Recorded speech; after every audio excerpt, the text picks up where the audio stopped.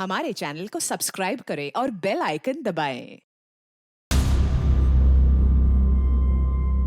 इस केस में एक बात काफी स्पष्ट थी कि कौसर के साथ कुछ गलत हुआ था। ये 12 साल की बच्ची कहां थी और किस हाल में थी, ये एक बड़ा परेशान करने वाला सवाल था।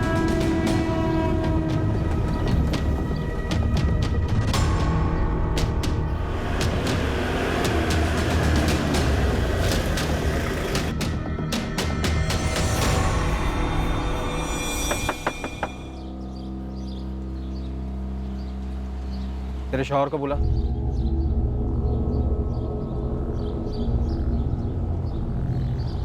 मेरे लिए जोधपुर क्राइम ब्रांच चाहिए।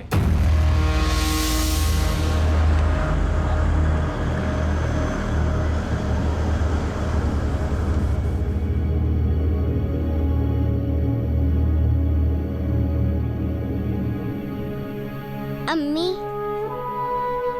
अब्बू ने कौशल आपा को फिर से कहीं दूर भेज दिया। तेरे अब्बू कुछ नहीं बोल रहे बेटा। कहाँ हो गया आपा? पता नहीं।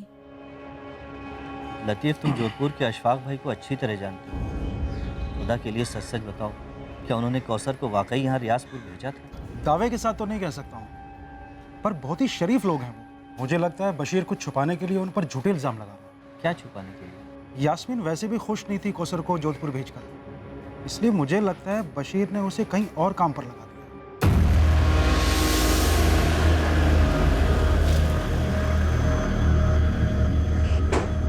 मैंने बशीर से साफ साफ कहा था कि कौसर को अकेले भेजना सेफ नहीं है। फिर भी आपने उसे भेजा? सर जिद पर अड़ा था। मैंने उसे ये तक कहा कि ईद के 2-4 दिन के बाद या तो मैं या तो कासिम खुद आकर कौसर को रियाजपुर छोड़ जाएंगे। अब पूछ लीजिए कासिम से। बिल्कुल सर, अगर उसका बाप अड़कर नहीं बैठा तो अशफाक भाई उसे कभी अकेले नहीं भेजते। लेकिन ईद जितनी आपकी थी उतनी कौसर उसके घर वालों की भी थी, तो आप उसे ईद के बाद ही क्यों भेजना चाहते थे? क्योंकि सर काम की वजह से मेरे पास बिल्कुल भी टाइम नहीं, इसीलिए मैंने बशीर से कहा कि तुम खुद आओ और अपनी बेटी को लेके जाओ यहाँ जोधपुर से, लेकिन उसने भी यही कहा बिजी हूँ, नहीं आ सकता। लेकिन फिर भी 12 साल की लड़की को ऐसे अकेले, वो भी रात की बस से? सर बशीर मेरी जान खा रहा था कौसर को भेजने के लिए, इसीलिए मेरे पास कोई चॉइस नहीं थी। मैंने ईदी के तौर पर उसे काफ़ी सारे तोहफों के साथ बस में बिठाया था। मैंने कंडक्टर से भी कहा था कि इसका ध्यान रखना। अब आप बताइए मैं और क्या करता। वो आपके घर पे 8 महीने थी ना? जी। तो इन 8 महीनों में आपने उसे एक बार भी अपने घर क्यों नहीं जाने दी? क्योंकि सर उसने कभी भी छुट्टी नहीं मांगी, बहुत खुश थी हमारे साथ वो। मेरा बेटा राशिद अभी भी मुझसे पूछता कि कौसर आपा कहाँ चली गई। सर सच बताऊं तो मुझे कभी भी भनक भी नहीं लगी कि बशीर ऐसा नहीं। मुश्ताक, तुम्हारी टिकट की रिसीट पे पैसेंजर का नाम और नंबर क्यों नहीं है? मैडम, छोटी सी ट्रैवल एजेंसी है, सस्ते टिकट हैं। हमारे ज़्यादातर पैसेंजर वो मजदूर टाइप होते हैं। मैडम, अब कहाँ सबके नाम, नंबर और एड्रेस नोट करता रहूँगा? अगर नोट किया होता तो आज कौसर को ढूंढने में हमें काफ़ी मदद मिल गई होती। मैडम, मुझे थोड़ी ना पता था कि ऐसा कुछ होने वाला है। मेरे बस ड्राइवर और कंडक्टर भी पहले वाले पुलिस से बोले थे कि उन्होंने लड़की को ठीक ठाक रियासपुर उतार दिया था, और बस स्टॉप पे लड़के का बाप भी उसको लेने आया था। मैडम, इससे ज़्यादा हम क्या कर सकते हैं? साहब 2 दिन में ईद थी, अगर वो रियासपुर में थी तो किसी ना किसी ने तो पक्का देखा होगा उसे। अगर वो रियासपुर उतरी थी तो हो सकता है रियासपुर बस स्टैंड से उसका पिता बशीर उसे अपने साथ कहीं लेकर गया, टैक्सी से, रिक्शा से, या फिर पैदल। अब्बू, अरे चलो का सर, बाय। अम्मी और फरीद कैसे हैं अब्बू? तुमसे मिलने के लिए इंतजार कर रहे हैं। जल्दी घर चलते हैं। मैं फरीद के लिए बहुत सारी अच्छी अच्छी चीजें लाई हूँ। तुमने हम लोगों के लिए बहुत कुछ किया है बेटा। अब्बू, जल्दी घर चलते हैं ना। अरे पहले कहीं और चलना है, फिर घर। कहाँ अब्बू? चलो तो सही, आओ। कहाँ? आओ ना। ऐसा भी क्या गुस्सा था कौसर को जो उसे मार ही डाला, और अशफाक से पैसे भी निकलवाने चाहे? कहाँ दफना है? मुझे नहीं पता साहब, मुझे नहीं पता मुझे उस पर किस बात का गुस्सा था, लेकिन एक बात सच है, सच हो सकती है। क्या? जब वो जोधपुर वाले साहब मेरी पिटाई कर रहे थे। बोल, क्या किया तूने कौसर के साथ? बोल साले, बोल। तब मुझे एहसास हुआ कि मेरी बेटी कौसर को मार डाला गया। ये अशफाक कातिल है मेरी बेटी का साहब, मार डाला मेरी पुंसी बच्ची को। इसलिए तो अशफाक से पैसे मांग रहा था, बतौर मुआवजा। इस कौसर को काम पर रखकर ना बहुत बड़ी गलती कर दी है सर। आप इस बशीर को आड़े हाथों लीजिए, बहुत बड़ा गेम खेल रहा है। कैसा गया? सर ये जब भी जोधपुर आता है इस केस के सिलसिले में मुझे फोन करता है। बाग भाई, केस लंबा चलेगा तो तकलीफ आपको होगी। तो कहना क्या चाहता है बशीर? आप मुझे मुआवजा दे दो 15 लाख, केस वापस ले लूंगा और कौसर को भी भुला दूंगा। कलीस बेगैरत आदमी अपनी बेटी का सौदा कर रहा है तो मुझसे? सर इस आदमी का मकसद सिर्फ पैसे हटना है। मैंने इंस्पेक्टर त्रिवेदी से भी यही कहा था, जैसा भी हो कौसर के बारे में पता लगाइए। क्या पता इस बशीर ने उसे पहले ही मार दिया हो। तो फिर लाश कहाँ है? बताइए ना, कहाँ है लाश? 10 दिन हो गए मेरी बच्ची को गायब हुए। किसी को तो मिलती।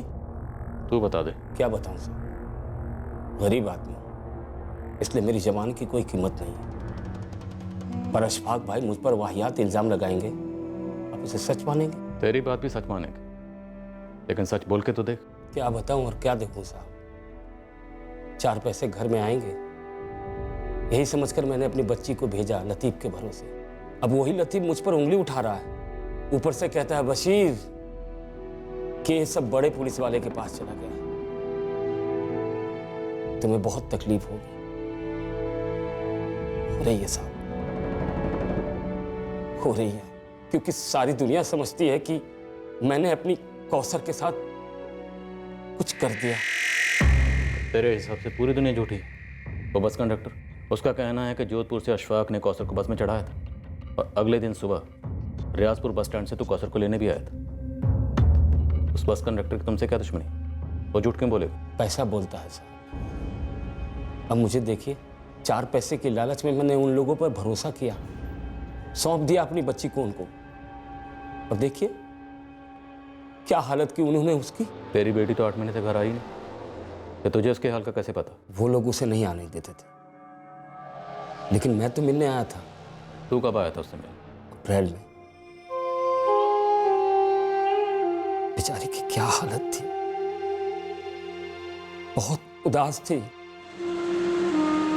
उसके पहले 5 महीने सिर्फ फोन पर बात हुई थी, और हर बार ही लगता है कि बच्ची कुछ छुपा रही है।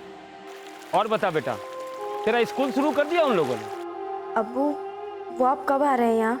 जल्दी आऊंगा, लेकिन तुमने जवाब नहीं दिया। सब ठीक है अब्बू, अच्छा रखती हूँ, खुदा हाफिज।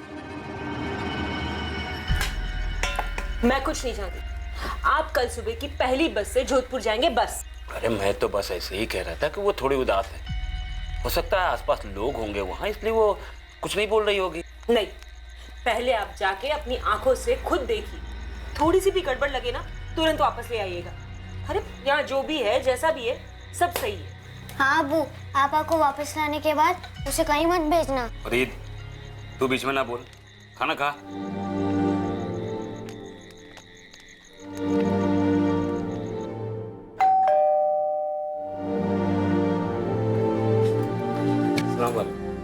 अरे बशीर, एकदम अचानक से? जी बस रहा नहीं गया, बुलाइए ना कौसर को। रुको बुला।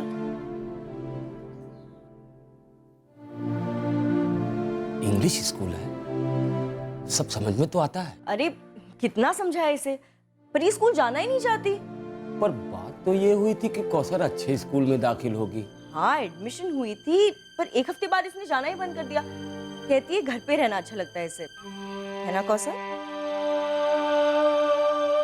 मैं समझ गया कि फरजाना बहन के सामने कौसर सहमी हुई है, तो मैं उसे बाहर ले आया। अब बोल, स्कूल क्यों बंद कर दिया? अब्बू, ये लोग पूरा दिन मुझसे काम करवाते, घर के सारे काम।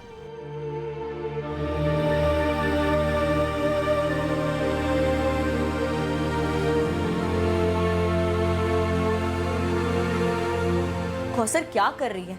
जल्दी कर, राशिद उठने वाला से घुमाने ले जाना है।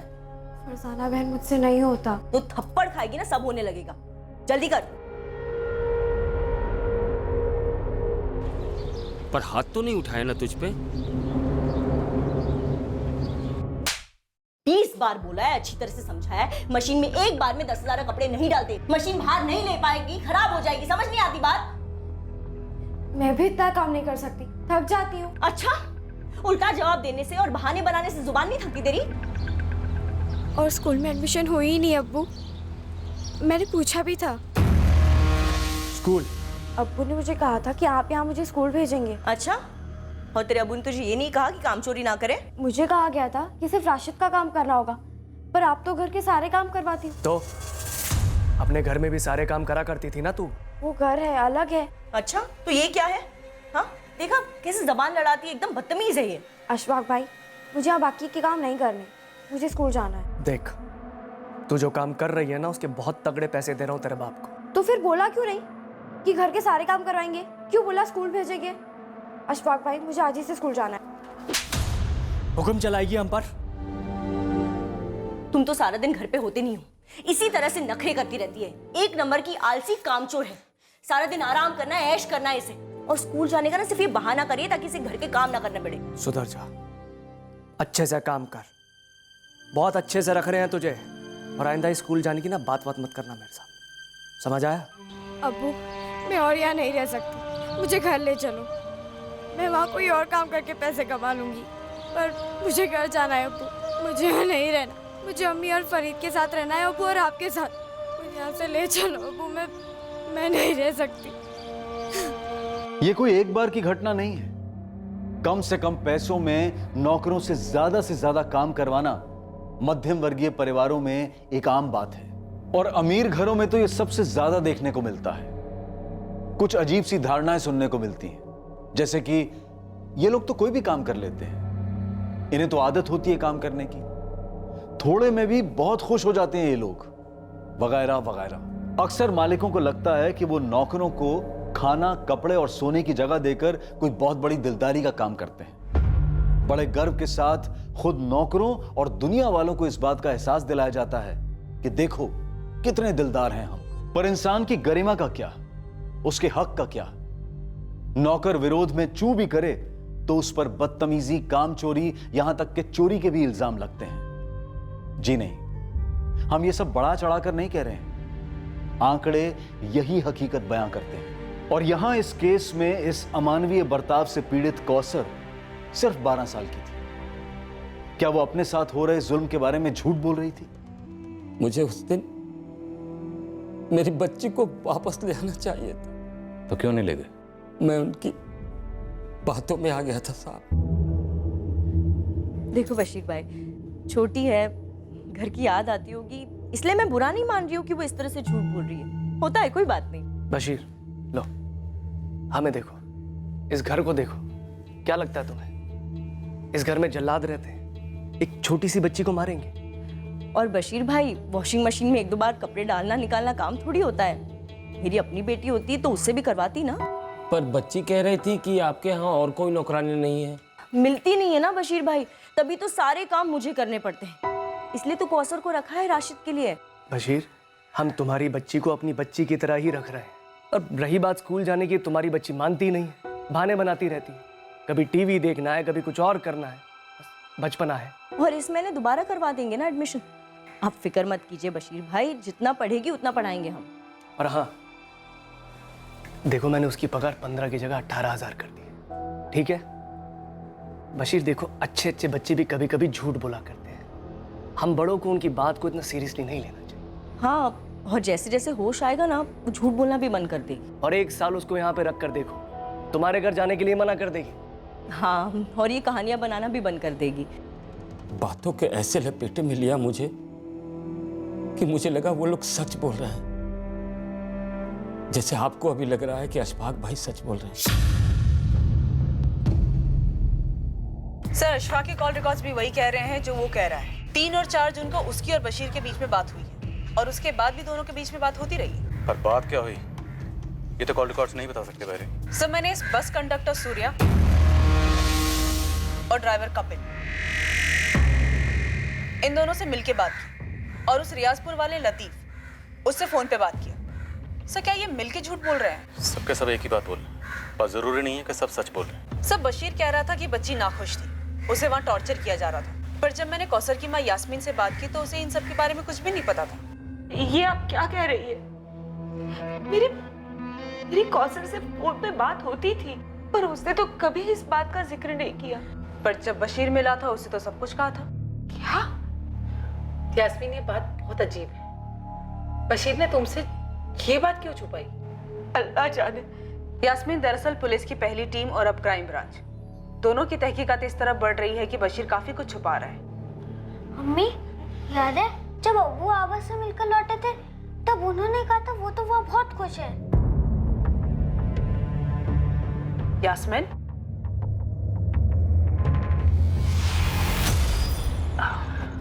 कौसर काफी खुश है वहाँ, और वो लोग भी उससे काफी खुश हैं। और स्कूल सब बढ़िया चल रहा है। गए तो ले ही आते ना। अरे पगले, सिर्फ मिलने गया था, ऐसे कैसे काम के बीच में ले आता? कुछ ही दिनों के लिए ले आते। तरस गई हूँ उसे देखने। मैं भी। थोड़ा इंतजार करो, ईद हमारे साथ ही मनाएगी कौसर। यास्मीन, हमारे पास इस बात का सबूत है कि अशफाक करीमी ने 3 जून को कौसर को बस में बिठाया था। वो रियाजपुर पहुंची भी थी और बशीर उसे वहां लेने भी गया था। ऐसा कैसे हो सकता है? अब्बू इतना झूठ नहीं बोल सकते। तो फिर कितना झूठ बोल सकते हैं बेटा? बताओ। यास्मीन, तुम्हें कभी ऐसा नहीं लगा कि बशीर तुमसे काफी कुछ छुपा रहा है? नो, मुझे नहीं लगता बशीर झूठ बोल रहा है।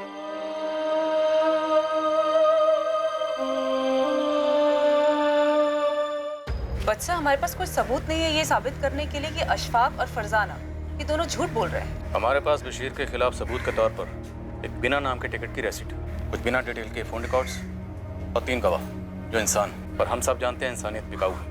एक्चुअली सर, मुझे इस बस कंडक्टर सूर्या और ड्राइवर कपिल, इन दोनों पे पहले शक हुआ था। इस बस का लास्ट स्टॉपेज है अहमदाबाद। मैंने वहाँ पे अपनी एक टीम एक्टिवेट कर दी है ये जानने के लिए कि कहीं ये दोनों किसी रैकेट में तो शामिल नहीं है। रैकेट बिजली की तरह काम करते हैं।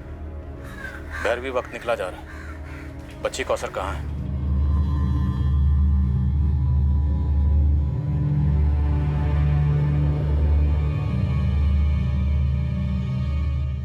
बच्ची की शिकायतों के बावजूद फरजाना और अशफाक ने बशीर को मना लिया होगा, और अपनी मजबूरी के चलते बशीर ने भी खुद को समझा लिया होगा कि सच बोल रहे हैं। और उसकी बेटी कौसर बड़ा चढ़ा के बात कर रही है। जैसे अमीरी घमंड को जन्म देती है, वैसे ही गरीबी सेल्फ डाउट का दलदल है। I am sorry sir, but आप इस केस को अमीरी और गरीबी के चश्मे से देख रहे हैं, जो शायद इस केस की हकीकत ना हो। हकीकत एक ही है भाई, पैसा। पैसे से बड़ी कोई रियलिटी नहीं। पैसा कुछ अमीरों को एक फीलिंग देता है कि वो कुछ भी खरीद सकते, सच्चाई को भी। और गरीबी इंसान को इतना मजबूर कर देती है कि एक छोटी बच्ची बुरी तरह से एक्सप्लॉइट हो रही थी, फिर भी उसे घर वापस नहीं ले जाएगा। अगर अप्रैल में उसे वापस भेज देते ना तो बेकार की टेंशन नहीं होती। तुमने अगर राशिद का ध्यान ठीक से रखा होता ना तो वो लड़की इस घर में होती ही नहीं। वाह, तुमने तो बहुत हेल्प की ना मेरी, सारे कामों में बहुत हाथ बटाया तुमने। मेरे पास कोई और काम तो है नहीं, पैसे तो पेड़ पे उगते हैं ना। अशफाक, बच्चे संभालना कोई बच्चों का खेल नहीं है। एक दिन बच्चे का काम और घर का काम करके देखो, फिर बात करना। और वैसे भी अब तक तुम नई नौकरानी अरेंज नहीं कर पाए हो और बात कर रहे हो इतनी। अरे नौकर नौकरानी टिकेंगे कैसे? हमारे घर में हालत देखी क्या करके रखती हो, मशीन की तरह रखती हो उनको, पूरा निचोड़ देती हो। इस झमेले में फंसे ना हम, सिर्फ तुम्हारी वजह से फंसे। सिर्फ मेरी वजह से? हाँ, तुम्हारी वजह से। तुम्हारी वजह से बशीर हमारा खून पी रहा है। और एक ये तुम्हारा निकम्मा भाई, एक काम ठीक से नहीं होता इससे। हाँ, अब तो तुम इस पर इल्जाम लगाओगे, खुद को बचाओगे ना? हाँ कासिम बोल। अशफाक भाई, ये नई पुलिस टीम लियाकत और शमशेर को उठा के ले गई है पूछताछ के लिए। उन्हें क्यों? मैं क्या जानूं अशफाक भाई, लेकिन कुछ ज्यादा ही फुदक रही है ये नई टीम। तो वो दोनों अभी कस्टडी में है? हाँ, ये गफूर आया है, उसने बताया कि उनको उठा के ले गए। क्या हुआ? अरे होना क्या है, बैंड बज रहा है हमारा।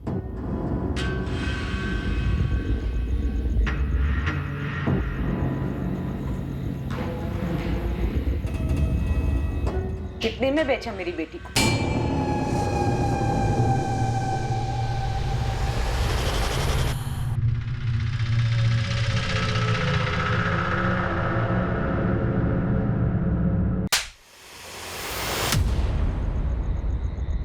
अब्बू पर हाथ उठाएगा?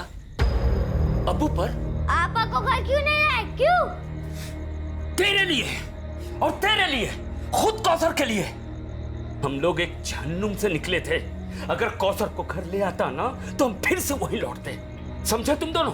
बिना कौसर के ये घर आपको जन्नत लग रहा है? पैसे तो आ गए पर कौसर तो चली गई ना। पता नहीं किस तकलीफ में होगी मेरी बच्ची। वो तकलीफ में नहीं थी यहाँ, शहजादी बनकर रहती थी। हम लोगों को कुछ तकलीफ नहीं है। पहले वो लोग मुझ पर इल्जाम लगा रहे थे कि मैंने कौसर के साथ कुछ कर दिया है, जो कि सरासर झूठ है। और अब उसी झूठ को तुम लोग सच मान। सच तो ये है कि कौसर को उन्होंने भेजा ही नहीं। मुझे पता नहीं कि वो इस वक्त कहां है। मैं तो खुद चाहता था कि वो ईद पर घर आए। मैंने तो एक अच्छी नौकरी समझकर वहां रखा था उसे, और पता नहीं उन लोगों ने क्या कर डाला उसके साथ। पैसे वाले कुछ भी कर सकते हैं, कुछ भी। मैडम, हम कैसे बता सकते हैं अशफाक भाई घर में क्या चलता है? हम तो उनके यूनिट के कारीगर हैं। मैं तो कभी उनके घर तक नहीं गया हूँ। अशफाक करीमी ने हमसे बताया कि कौसर को उसे रियाजपुर खुद ड्रॉप करने के लिए टाइम नहीं था, वो बिजी चल रहा था। तो भाई यूनिट का काम कहाँ चल रहा था? उसके वर्कर्स को उठा और पूछो कि ऐसा भी बिजी काम कहाँ चल रहा था जिसकी वजह से उसने एक 12 साल की बच्ची को अकेले बस में भेज दिया, वो भी रात की बस से। सर, आप सिर्फ अशफाक पे इतना गहरा शक कर रहे हैं? हाँ भैरवी, क्योंकि मुझे गहरा शक है कि कौसर उस रात बस में नहीं थी। सर, हो सकता है अशफाक ने बस में बिठा दिया हो और रास्ते में उसके साथ कुछ हो गया हो। वो महज 12 साल की थी, गरीब घर से थी, लेकिन वो खुश नहीं थी। उसने साफ साफ लफ्जों में अपने पिता से अशफाक करीमी के परिवार की शिकायत की थी। अगर उसके साथ बस में कुछ हुआ होता तो वो चिल्लाती, झगड़ा करती, आसपास के पैसेंजर्स अलर्ट होते। नहीं भैरवी, मैं बता रहा हूँ, कौसर उस रात बस में नहीं थी। तो बताओ शमशेर, लियाकत, काम कहाँ चल रहा था? मैडम, सारा काम तो 3 जून तक पूरा हो चुका था। हम सबको ईद की छुट्टियां चाहिए थी। हाँ, तो 3 जून तक काम चल कहाँ रहा था? 20 मई से 3 जून तक हमारी पूरी यूनिट बाड़मेर में थी। एक गार्डन में मार्बल फिटिंग का काम चल रहा था।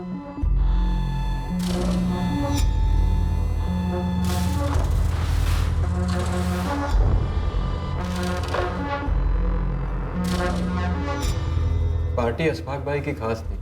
हम पूरी ताकत लगा रहे थे ईद के पहले काम पूरा करने की। हमने 2 तारीख तक सारा काम निपटा लिया था। तो अशफाक करीमी ने हमसे झूठ बोला कि उसके पास कौसर को रियाजपुर ड्रॉप करने का टाइम नहीं था? मैडम, वो सब हमें नहीं मालूम। उनकी निजी जिंदगी है मैडम, हमारा कोई ताल्लुक नहीं। कौसर के साथ क्या हुआ था ये बहुत पहले पता चल सकता था। ठीक उसी वक्त जब मिसिंग कंप्लेंट दर्ज हुई थी, जब इन्वेस्टिगेशन पहली पुलिस टीम के हाथ में थी, एक अहम सुराग नजरअंदाज हो गया था। पर सवाल यह था कि यह नजरअंदाजी गलती से हुई थी या फिर जानबूझकर एक गुनाह पर पर्दा डाला गया था।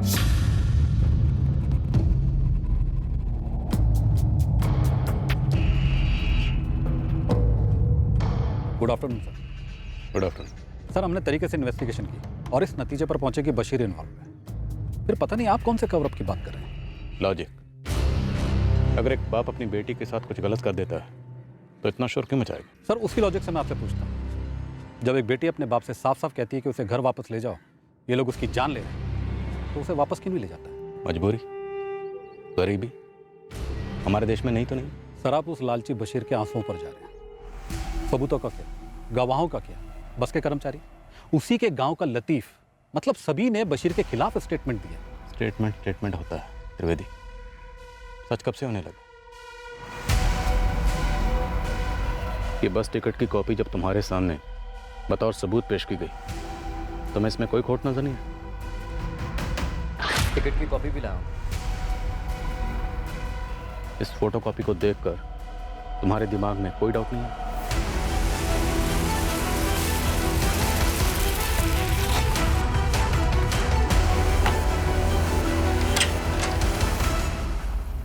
लतीफ अब्बासी, जोधपुर क्राइम ब्रांच तुमसे कुछ बात करना चाहती है। किस बारे में सर? 3 जून की रात को अशफाक ने तुम्हें कॉल किया था ना?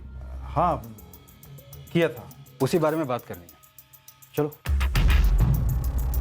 अरे मालिक, मुझे क्यों घसीट रहे हैं सब में? जो जो सच था वो तो मैंने बता दिया ना आप सबको। अरे सब, ये सब क्या हो रहा है?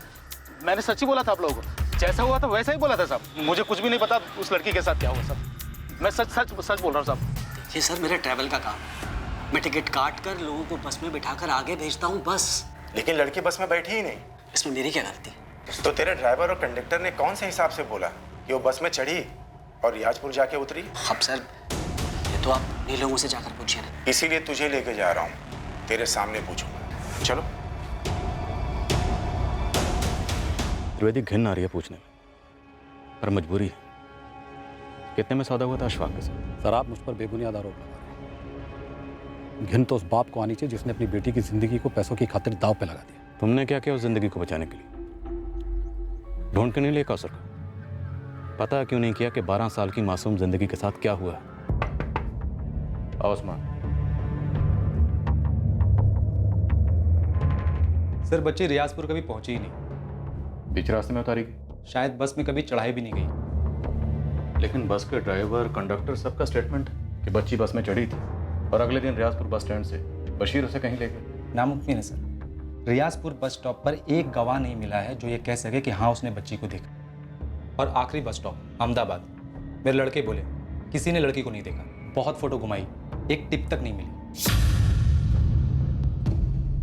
ये बस टिकट की कॉपी मुझे पहले दिन से खटक रही है। कोई मामूली से बस टिकट की फोटो कॉपी क्यों कराए? सबूत के लिए ना सर, कि उसने पैसेंजर के लिए टिकट खरीदी है। पर सबूत की जरूरत क्यों महसूस हुई? क्या उसे पहले से पता था कि लड़की के साथ कुछ हो सकता है और उसे पुलिस के सामने सबूत पेश करना पड़ेगा कि उसने झट से किया? सर उसे आभास हुआ होगा कि बच्ची को वो बस में अकेले बिठा रहा है, तो उसके पास प्रूफ होना चाहिए। नो वेरी, उसे कोई आभास भाभास नहीं। उसने जो करना था कर दिया और ये टिकट बाकायदा प्लानिंग के तहत खरीदा गया ताकि वह साबित कर सके कि बच्ची बस में चढ़ा दी गई थी। अगर ऐसा हुआ हो तो इस प्लान में उस बस का कंडक्टर, ड्राइवर, ट्रैवल कंपनी का मालिक और वो रियाजपुर वाला लतीफ़ सब शामिल होंगे। ये सवाल तुम्हारे दिमाग के रडार में आए नहीं त्रिवेदी? सर जो सवाल मुझे ज़रूरी लगे मैंने पूछे दोनों पार्टी। त्रिवेदी, बच्ची का कत्ल हुआ, मालूम है, और मेरा अनुमान गलत नहीं होगा। ये बात तुम्हें भी मालूम थी। बाढ़ में टीम गई है वहाँ पे। मुझे लगता है बच्ची की लाश को वहीं ठिकाने लगा गया।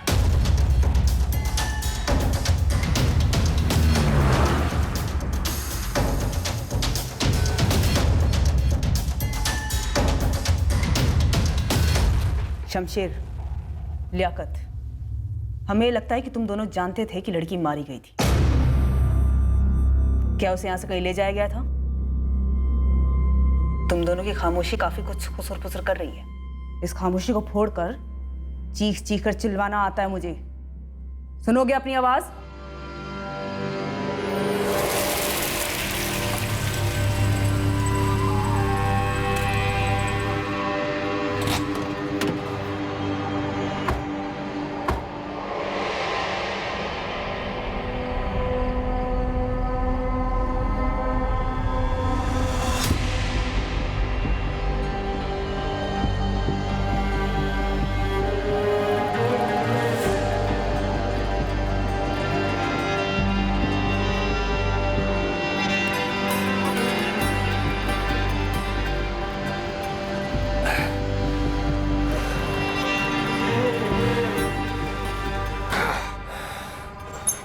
तुम लोगों को एक मार्बल रिप्लेस करना है, बाकी कासिम संभाल लेगा। समझे तुम लोग?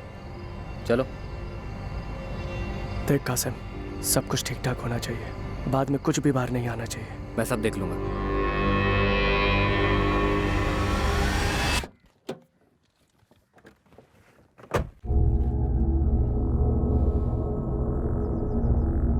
लड़की वापस नहीं आने वाली, मारी जा चुकी। जो मारे जाते हैं वो खुद के लिए इंसाफ की गुहार नहीं लगा सकते।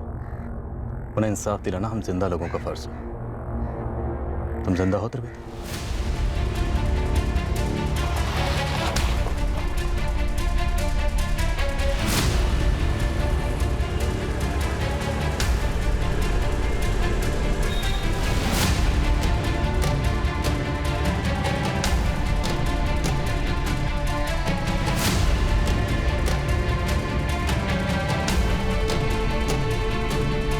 कौन है आप लोग?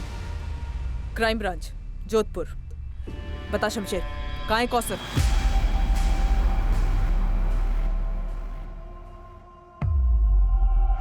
कौन कौसर? ये क्या हो रहा है, कुछ बताएंगी आप? 1 लाख, आप इस कांड में शामिल हैं या नहीं है, इस बारे में हम आपसे बाद में पूछताछ करेंगे। अरे मैडम, कैसा कांड? आप कुछ बताएंगी? आपके गार्डन में जो मार्बल बिछा है उसके नीचे एक लाश गड़ी है, उसे लेने आए हैं हम।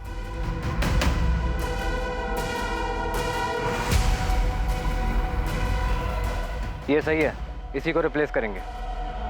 शुरू हो जाओ।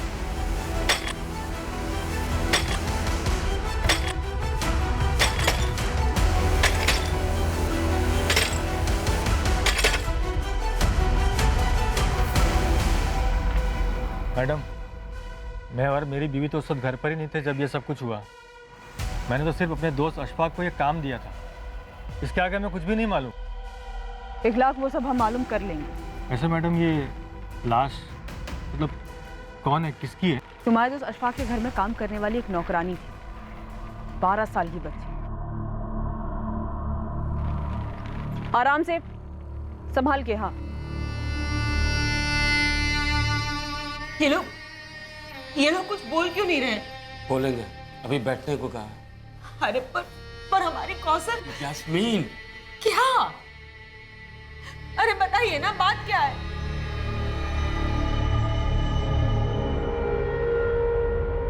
मैडम, आपको दिखाई नहीं दे रहा है मेरे बच्चे की क्या हालत हो रही है? बच्चे के लिए कुछ चीज़ चाहिए तो बता दीजिए, मंगवा देंगे। और अगर आपके कोई लेडी रिश्तेदार है तो उसे भी बुलवा लो। लेडीज रिश्तेदार? क्यों? देखिए, मुझे अपने शौहर से बात करनी है। कहाँ है वो? बुलाइए उन्हें। इतनी आसानी से मारकर दफना दिया बच्ची को? सर, मैं मारना नहीं चाहता था, पर उसने मुझे मजबूर किया और मैं फंस गया। एक 12 साल की गरीब बच्ची ने ऐसा क्या किया था? जिद पर अड़ गई थी। नहीं नहीं नहीं, मुझे इस घर में रहना ही नहीं है, मुझे मेरे घर जाना है। चुप, बिल्कुल चुप। क्या कर रही है राशिद? अभी तो सोया है। जब उसे बात करने दो, वो मुझे ले जाएंगे या आप मुझे छोड़ने आएंगे। मैं और मार नहीं खाऊंगी। मारा किसने? 1-2 बार 1-2 लाफे को मार कहती है। घर पे नहीं पड़ी क्या कभी? नहीं पड़े, इसलिए मुझे घर जाना है। तो एक काम कर, ईद तक यहीं पे रुक, उसके बाद भेज देंगे तुझे। नहीं, मुझे अभी के अभी जाना है। आप छोड़ने नहीं आएंगे तो मैं खुद से चली जाऊंगी। अरे कौसर, क्या कर रही? कौसर कर रही है? क्या बोल रहा हूँ मैं? मैंने बोला ना, ईद के बाद। देख, बखेड़ा मत खड़ा कर, चुपचाप अंदर जा और सो जा। मुझे नींद नहीं आती और मुझे चुपचाप भी नहीं रहना। मुझे इस घर में कोई काम ही नहीं करना, ना राशिद का ना घर का। मुझे इस घर में रहना ही नहीं है। मुझे अभी क्या मेरे घर जाना है। तौबा, इतनी अकड़ है इस लड़की में। देख, तू इस घर से तो तभी जाएगी जब मैं तुझे भेजूं। नहीं, मैं अभी क्या भी जाऊंगी।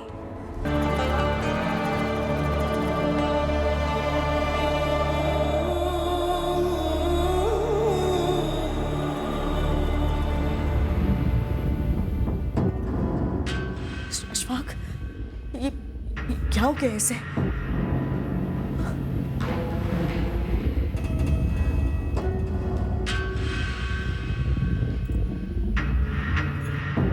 अशफाक, ये सांस नहीं ले रही है।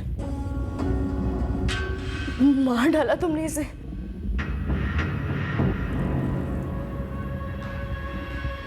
ये भी खत्म और तेरी सारी शिकायतें भी खत्म। यहाँ भी मैं जिम्मेदार हूँ। हाँ, मैंने कहा था मार डालो इसे। तो और क्या करता मैं? तुम्हें मार देता या मैं खुद को मार डालता? जिस तरह हमारी मार्बल की फैक्ट्री में इलेक्ट्रिक कटर की आवाज होती है ना, मेरे घर में रोज वैसी आवाजें होती। एक तरफ फरजाना की बकवास हो, दूसरी तरफ इस कौसर का रोना धोना। बस उस रात दिमाग घूम गया मेरा। सर, उस रात तो मैं वहाँ था भी नहीं। अशफाक भाई ने फ़ोन किया, बोले ऐसा ऐसा हुआ है, अब क्या करें? देखिए राजपूत साहब, मैं आपके साथ मोलभाव नहीं करूंगा। आप जो रकम बोलेंगे उस पर डन करूंगा। कैश चाहिए, ज्वेलरी चाहिए, जो चाहिए बताइए। तुम्हारा बच्चा बशीर और यास्मीन तुमसे तुम्हारा बच्चा मांगे तो जान के बदले जान। सर, वो लड़की अब नहीं रही, ठीक है ना? कौन सा उसके घर वालों पर पहाड़ टूट गया, उल्टा खाने वाला एक मुंह का मुंह है।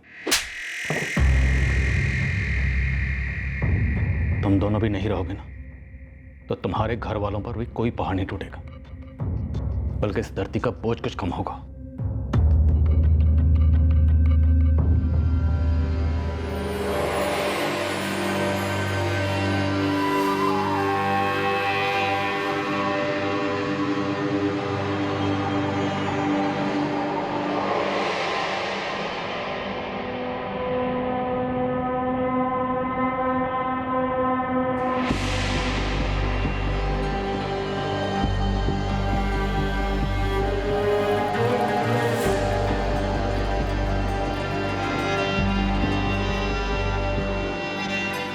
इस कत्ल के बाद लाश को ठिकाने लगाकर केस को दबाने में हाथ बांटने वाली कई मुट्ठियां गर्म की गई। भरपूर पैसा खर्च किया गया था इस झूठी कहानी को रचने में कि कौसर जिंदा थी और घर भेजी गई थी। आना नहीं चाहिए किसी को, लेकिन अगर पुलिस आई पूछने तो तुम दोनों को मालूम है क्या बोलना है और उस पर अड़े रहना। सब सेट है भाई, लेकिन एक बात है जो मुझे अभी सूझी। क्या? वो रियाजपुर वाला लतीफ अब्बासी। तुम्हें बोलना कि तुमने रियाजपुर में कौसर को देखा था बशीर के साथ। सवाल ही नहीं उठता अशफाक भाई, ये तो बहुत बड़ा झूठ हुआ, बुरा फंस हुआ। कैसे? मियाँ ईद का टाइम है, अगर मैं ये कहूँ कि मैंने देखा है, मेरे अलावा तो और किसी ने नहीं देखा होगा। लेकिन हाँ, एक काम हो सकता है। क्या?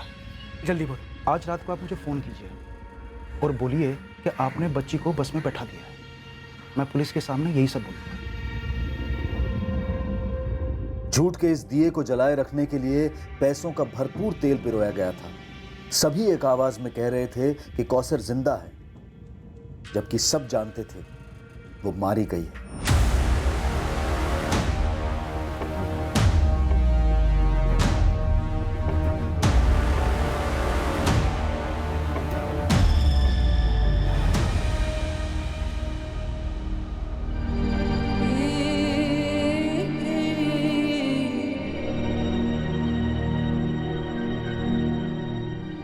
क्या हुआ साहब? कहाँ है हमारी कौसर?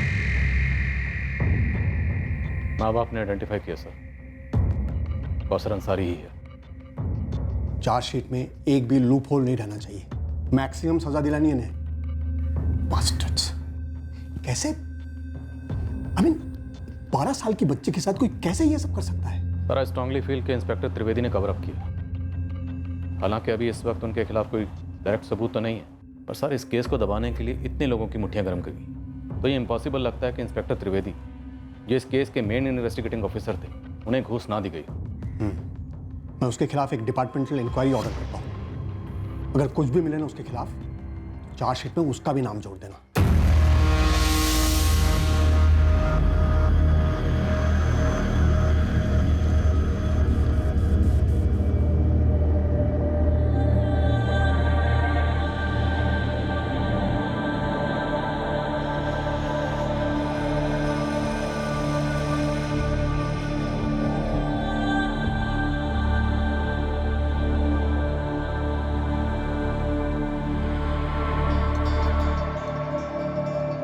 अशफाक करीमी पर कत्ल के लिए आईपीसी की धारा 302 के तहत चार्जेस लगाए गए हैं और सबूत मिटाने के लिए आईपीसी की धारा 201 के तहत भी उसे चार्ज किया गया है। कासिम जाफरी और फरजाना करीमी पर आईपीसी की धारा 201 के तहत सबूत मिटाने के चार्जेस हैं। एक 12 साल की बच्ची बड़ी बेरहमी से कत्ल की गई। भयंकर तरीके से उसकी लाश को ठिकाने लगाया गया। कानूनी किताब में यह सबसे बड़ा जुर्म है, मर्डर, हत्या। लेकिन इस केस में एक और जुर्म काफी पहले हो चुका था और वो है 14 वर्ष की नीचे की उम्र के बच्चे से मजदूरी करवाना। आर्थिक मजबूरियों की वजह से गरीब परिवारों के कम उम्र के बच्चों को अक्सर काम पर लगा दिया जाता है ताकि घर खर्च में थोड़ी राहत मिले। पर घर पर काम करने वाले नौकरों के साथ बदसलूकी हमारे समाज की एक शर्मनाक सच्चाई है।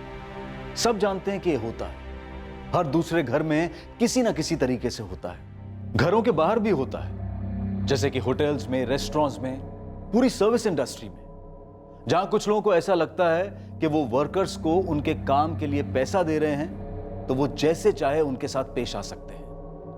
ये बेहद घटिया सोच है और इसका बदला जाना बेहद जरूरी है। कामगार को वेतन उसके काम के लिए दिया जाता है, उसकी निजी जिंदगी बिकाऊ नहीं है। वेतन देने से कामगार मशीन नहीं बनता और ना ही गुलाम बनता है। दूसरों की गरिमा का मान रखना इंसान की गरिमा का असली प्रतीक है। सीधा सा मंत्र है, सामने वाले से वैसा सुलूक करो जैसा सुलूक आप उससे चाहते हो। अब मैं अनूप सोनी आपसे विदा लेता हूं, फिर मुलाकात होगी। और याद रखें, क्राइम और आपके बीच में सिर्फ इतना फर्क है कि आप कितने सतर्क हैं। सतर्क रहें, सुरक्षित रहें। जय Hind. For more updates, subscribe to our channel, click the show links and enjoy watching the videos.